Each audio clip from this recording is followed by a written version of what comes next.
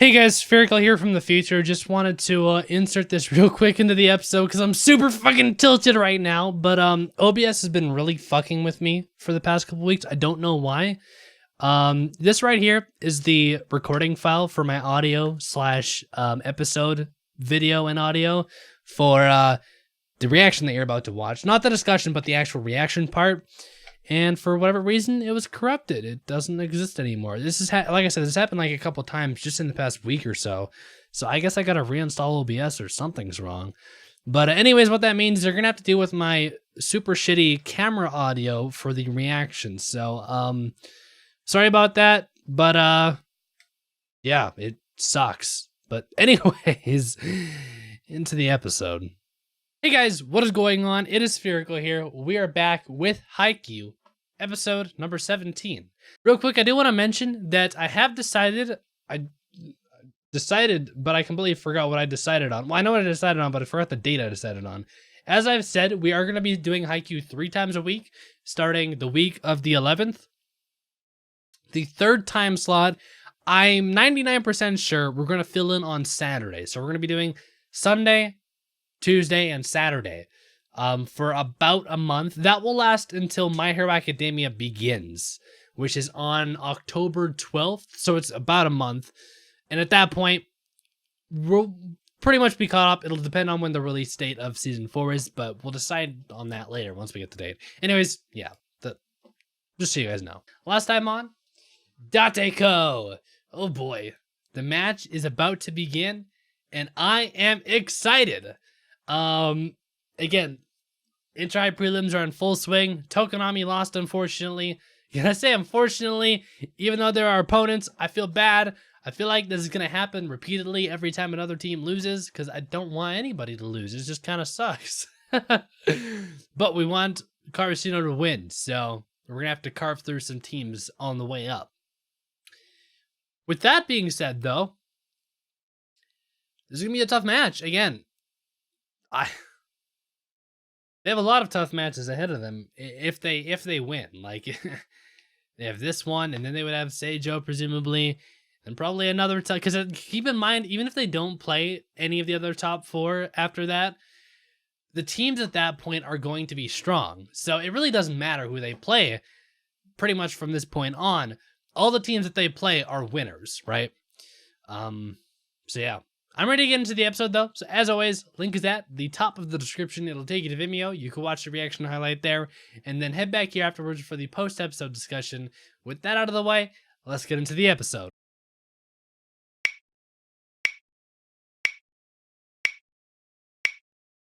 I can't stress this enough. I literally have a sore mouth right now from smiling the entire episode. That doesn't happen. Like, I can't help but just smile the entire time I'm watching this show. And also, I've just been recently fiddling with my audio settings. I have my peak monitor right in front of me, so I can see, like, when I'm really loud, it kind of turns red, and that means that I'm peaking. There was a lot of red, so just based off this episode, I'm gonna have to turn that down a bit, it looks like. Man. Whew. This was, so awesome. So awesome. I love this show. And this is just, like, there's so much more big matches we have ahead of us. Like, there's a whole lot more that's going to happen. And it's just, man. I love show. I loved how fired up he got. I love how fired up he got this episode. Again, he got so into it, and that's what sold, like, the whole decoy thing. I love it. Like, being a decoy kind of sounds like not cool at first, which is the show was kind of disappointed at first. He's like, I don't want to be a decoy. I want to be the ace, right? But the whole literal idea of the decoy is you're supposed to be the coolest person on the team. So everybody hones in on you. Everybody thinks you're the one they have to stop, and you are the one they have to stop, because I almost feel like decoy isn't even a proper term, because if they don't go for the decoy, they're going to get fucked. If they don't stop Sho, they're going to get fucked. So he's like a decoy, but also a decoy who can quite literally obliterate the opposing team if they don't hone in on that decoy, right? So he's a decoy, but he's also more important than, I think, the word decoy, you know what I mean? Like, I don't know if that makes sense, but usually when you think of a decoy, you'd think the decoy itself usually isn't that important. It's what's behind the decoy that's important. But no, Show himself, if he's not honed in on by the opponents, he will tear through them. So that's what makes it so fun. I love it. I love that everybody's noticed him. Everybody. But again, as awesome as this episode was, as awesome as this first, part of the match was, I am concerned because they have shown everything and it's still only the first set. They don't have any more secrets, right? So, and here's the thing. Not only have they shown their secrets to Dateko, but they've shown their secrets to everybody that's in this current gym. Now, of course, teams like Shiratorizawa aren't there, so they won't be able to see it, but teams like Seijo, they're there. And of course, Seijo already knew about their quick attacks, but they didn't know about the whole, the whole thing where, again, they had Aussie right behind Sho, and they did the, whatever they called it, but the same thing that Nekoma did. They've seen that, and they're like, okay, that's something we have to watch out for. So I'm a little bit concerned, but at the same time, I'm also not concerned because everything has worked out perfectly so far. I think the score was like 18-15 or something like that, somewhere around those lines, last we left off for Karasuno in the first set. And man,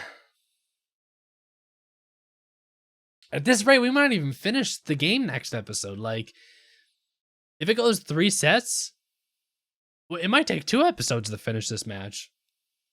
Or it could take 2 sets and somebody sweeps, but I don't know. Again, we're seeing it with Dateko. I love their team. I love all of their players. They're all people that I want to see succeed. They're all people that clearly want to win, especially, what's his name? It starts with an A. I can't remember, but the captain from their team, the Mr. Big Blocker. Or Mr. No Eyebrows, I guess we should go with. He has that drive. He clearly is doing everything he can. He's a smart player. He's tall and he's fast. I didn't expect his speed. God damn. But I want him to succeed. But the problem is, I also want Karasuno to succeed more, so... man. I love it. I love it. I can't express, I can state it as much as I want, but I feel like I just always need to state it more and more. I'm enjoying the show so much, and this is only season 1. There's so much more episodes to go through. Again, I'm curious, how long is this tournament going to last?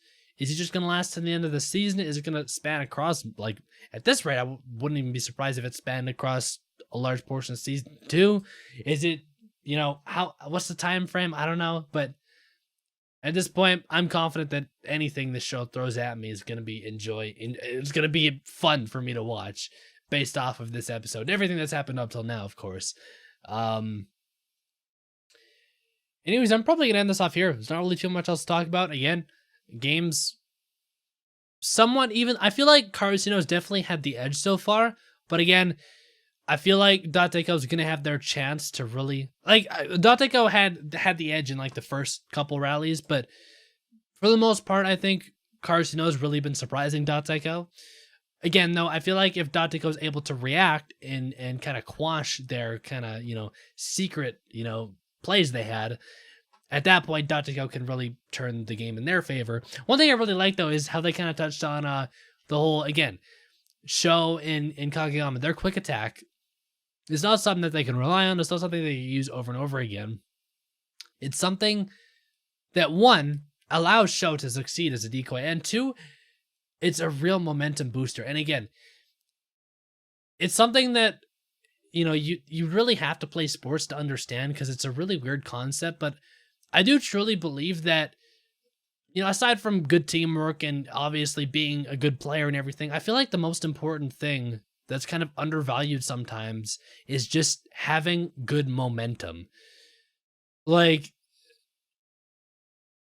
sometimes just being down a certain amount of points and having a bad mess up or something, that can seal the fate of your team. Even if your team's still really good and maybe not too tired, if you start feeling like you can't win, you're fucked. On the flip side, if you do something good, even if you're losing and you make one hell of a play maybe and tie up the game or something, you start to feel like you're unstoppable, and then you become unstoppable.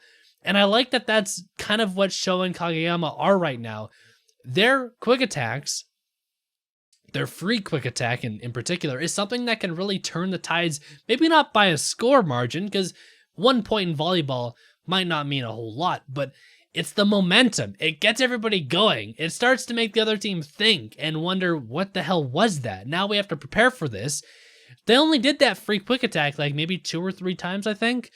Yet, ever since the first time Dotego saw it, that's what they were revolving around the entire game is, was that an accident, or do we have to react to that? Is that something we have to deal with, or is it just not going to happen again? And then it happened the second time. They're like, okay, it happened again, and this time it was even crazier. Now what do we do? Was it still luck? What do we do now?